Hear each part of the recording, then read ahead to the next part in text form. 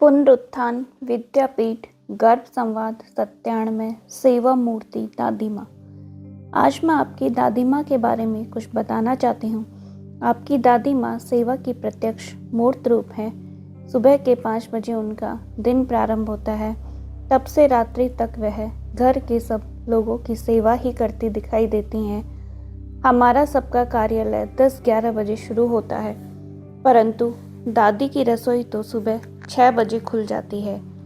चाय नाश्ता बनाना, सबके लिए स्वादिष्ट भोजन बनाना, दादी जी देव पूजा करेंगे तो पूजा की तैयारी करना, दादाजी नाश्ते के बाद दुकान खोलने जाएंगे, तब उन्हें आवश्यक सारी चीज़ें देकर उन्हें विदा करना। इस प्रकार उनके कामों की श्रृंखला चलती ही रहती है। घर में आपकी परदादी हैं, आँख से देख नहीं पाती, इसलिए उनकी सेवा सहायता करना इसमें व्यस्त रहती हैं।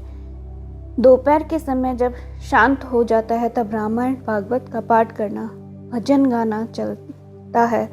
भोजन पश्चात घर की सफाई व्यवस्थितता, सिलाई बुनाई, बाद में रात्रि के भोजन की तैयारी करती हैं। घर में कोई बीमार हो तो उनकी सेवा परिचर्या करने में उन्हें आनंद मिलता है।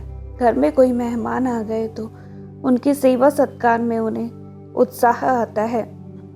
घर की नौकरानियां उनकी पक्की दोस्त है। उन्हें भी कुछ खिलाना पिलाना, उनके साथ उनके सुख दुख की बातें करना, काम का बोझ हल्का करना, यह दादी की खासियत है। उन्हें योग्य सलाह भी देती हैं। तब आपके आगमन की वार्ता सुनी तो उसकी तैयारी शुरू कर दी।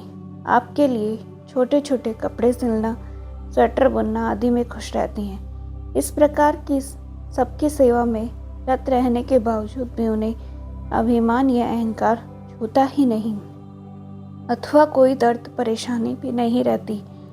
हम उसे सेवा मूर्ति कहते हैं तो वो बोलती हैं, मेरी क्या सेवा, सेवा तो राम भक्त हनुमान जी की देखो।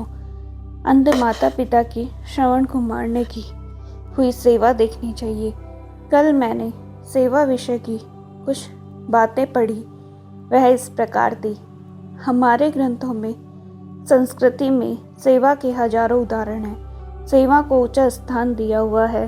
माता पिता की सेवा, गुरु सेवा, भगवत सेवा करने से जीवन में हमें कई लाभ होते हैं।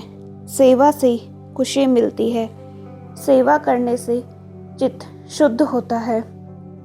सेवा से गुरु को लाभ नहीं मिलता, परंतु सेवक को भी लाभ अधिक प्राप्त होता है।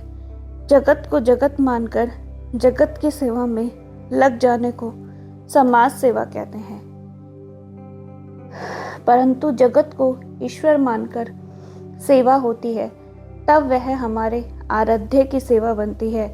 ईश्वर हमारी कमजोरियों को निकालने की कोशिश करता है, इससे हमें जीवन में सफलताएं मिलती हैं। सेवा समाज को समर्पित करें, ईश्वर को समर्पित करें। सेवा में अभिमान न आने दें।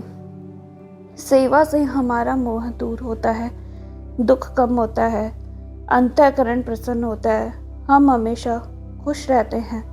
अपने जीवन में कर्ता नहीं, सेवक बनकर जीने की कोशिश करें। अपना सब कुछ ईश्वर की सेवा में समर्पित करें।